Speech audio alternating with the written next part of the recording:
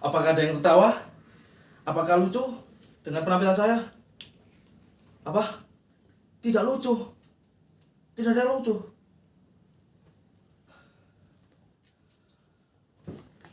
Tak ada yang lebih sial daripada orang yang lucu, namun tidak lucu sama sekali. Jangankan orang lain, saya sendiri pun tidak lucu dengan lelucon saya. Mungkin kalian menyangka menjadi seorang badut itu adalah sebuah pekerjaan yang gampang, tinggal bertingkah kocak dan orang-orang akan tertawa.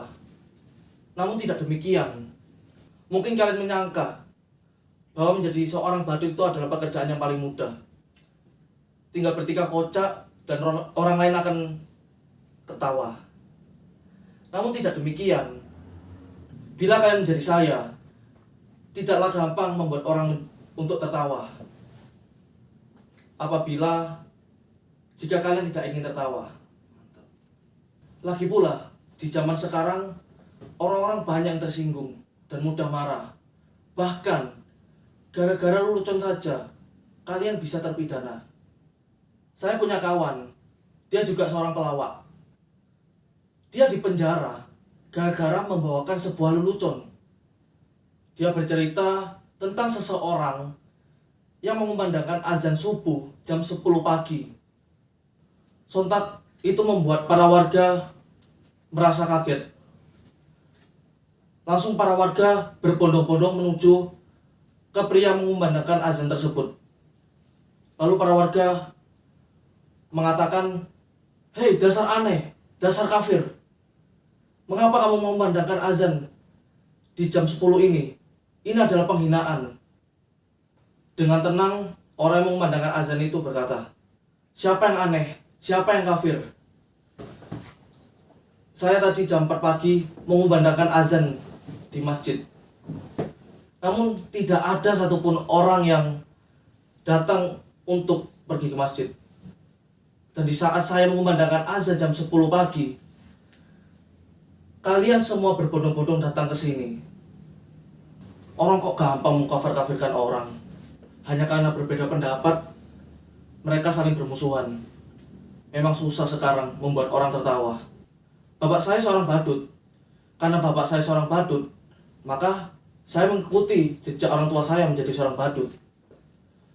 Kan sekarang lagi ngetrennya orang-orang yang mengikuti jejak orang tuanya.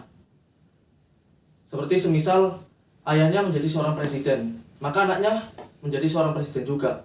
Enggak ding. Mungkin agak bawaan sedikit lah ya. Menyalonkan menjadi seorang gubernur atau wali kota. Sudah, jangan ngelantur, nanti saya ketangkap. Kata bapak saya, menjadi seorang badut itu adalah sebuah profesi yang sangat enak. Karena penghasilannya juga lumayan. Dulu bapak saya selalu diundang di berbagai macam acara nikahan maupun sunatan. Ya karena apa? Karena orang-orang butuh hiburan. Pelawak dan badut dianggap lucu. Namun sekarang badut kalah kok sama politikus. Aduh, gak nyangka kamu datang. Silakan duduk. Mau minum apa? Mau makan apa? Apa? Gak makan, gak minum. Oh, syukurlah. Hei, mengapa kamu ngejek seperti itu? Gini-gini saya juga manusia loh, yang membutuhkan kasih sayang. Fuck lah, apa? Jancuk kakmu. Ya datang pacar saya loh. Jangan ngejek begitu. Badut seperti saya ini kan juga manusia. Bisa falling in love dan bisa pacaran. Lihat pacar saya, cantik bukan? Namanya Raisa, lengkapnya Raisa Bayar. Saya kira kamu sudah lupa dengan saya. Atau kamu kangen? Jangan kangen. Kangen itu berat. Biar saya saja. Aku kira kamu gak mau sama saya. Kamu katanya sudah punya pacar baru. Lebih tampan, lebih kaya. Tapi percayalah, apapun yang terjadi, aku tetap cinta sama kamu. Boleh aku peluk kamu? Boleh aku cium kamu?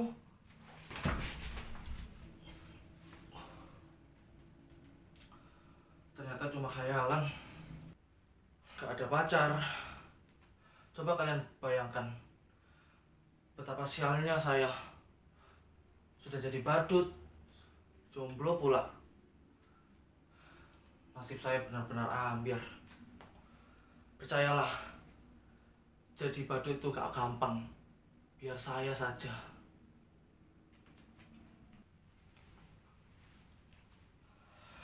Sudah saya katakan, saya ini orang yang sial. Tapi nasib tidak ada yang tahu. Nasib selalu punya kejutan-kejutan yang tak pernah saya duga. Kalian lihat penampilan saya? Begitu keren dan pelende. Kini saya berpakaian bagus, tapi sebenarnya saya tetaplah seorang badut. Saya sama kali tak pernah memimpikan ini. Tapi mungkin inilah takdir saya. Suatu hari, saya diminta untuk mengisi hiburan pada kampanye partai. Menurut saya, penampilan saya biasa-biasa saja sih. Sama sekali tidak lucu. Tapi entah kenapa, semua yang hadir tertawa terpingkal-pingkal karena saya. Padahal saya hanya menjetik-jetikan jari. Semua pada ketawa. Dan saya hanya menggoyang-goyangkan bokong. Tapi semua tertawa. Bahkan saya hanya diam seperti ini. Semua tertawa terpingkal-pingkal. Mereka terhibur dengan penampilan saya yang begitu tolol dan bodohnya. Sungguh saya tak pernah merasakan hal seperti ini. Lalu pimpinan partai itu mendatangi saya, menjabat tangan saya, memuji-muji saya. Katanya saya adalah sosok yang karismatik. Ia bilang pada saya, sekarang ini menjadi pemimpin tak perlu cerdas. Yang penting disukai banyak orang. Demokrasi membuat seseorang menjadi seseorang yang bukan karena kecerdasannya, tapi karena disukai banyak orang. Semakin banyak orang menyukaimu, katanya, maka kamu akan menjadi pemimpin. Pendukungmu akan mendukungmu habis-habisan. Tak ada yang peduli kamu salah atau benar. Yang penting kamu tetap disukai banyak orang. Kemudian mereka dandani saya menjadi necis seperti ini. Lalu didaftarkan ikut pilkada. Padahal saya nggak tahu apa itu pilkada. Saya nggak tahu bedanya pilkada dan pilkab. Tapi ada yang bilang pilkab nggak boleh coba-coba buat anak. Kalau pilkada boleh coba-coba bikin anak. Makanya banyak anak pejabat dan pemimpin yang coba-coba ikut pilkada. Ia bilang pada saya, sekarang ini menjadi pemimpin itu tak perlu cerdas, katanya. Yang penting disukai banyak orang. Demokrasi membuat seseorang menjadi pemimpin bukan karena kecerdasannya, melainkan disukai banyak orang. Semakin banyak orang menyukaimu, maka kamu akan menjadi pemimpin. Pendukungmu akan mendukungmu habis-habisan. Tak ada peduli kamu salah atau benar. Yang penting kamu tetap disukai banyak orang. Kamu boleh bohong, boleh ngibul sesukamu. Yang penting orang tetap percayalah. Mempercayai kamu dan menyukaimu. Orang menertawaimu, tapi sebenarnya mereka menyukaimu. Orang seperti kamulah yang dibutuhkan partai. Kemudian mereka dandani saya menjadi necis seperti ini. Lalu didaftarkan ikut pilkada. Padahal saya nggak tahu apa itu pilkada. Saya nggak tahu bedanya pilkada dan pilkab.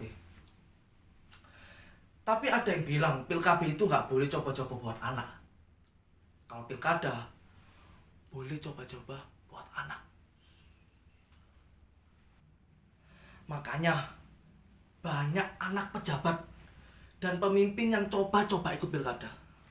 Saya benar-benar gak tahu mengapa mereka menyuruh saya ikut pilkada, padahal ijazah pun saya tak punya. Tapi mereka bilang, tenang saja, ijazah bisa dipalsukan.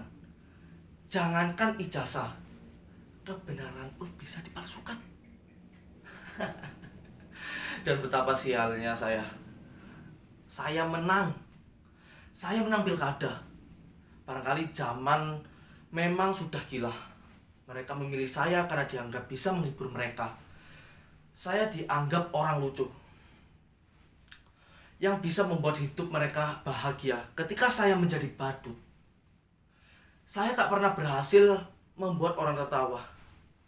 Tapi ketika menjadi pemimpin, berkali-kali saya membuat orang tertawa. Hidup pemimpin kita. Betapa sialnya hidup saya. Dulu menjadi badut, menjadi pemimpin pun tetap jadi badut. Badut yang bisa mereka atur, badut yang bisa membuat mereka terhibur. Sungguh, saya memang badut yang sial. Percayalah, menjadi badut itu berat. Kamu gak akan kuat. Biar pemimpin saja.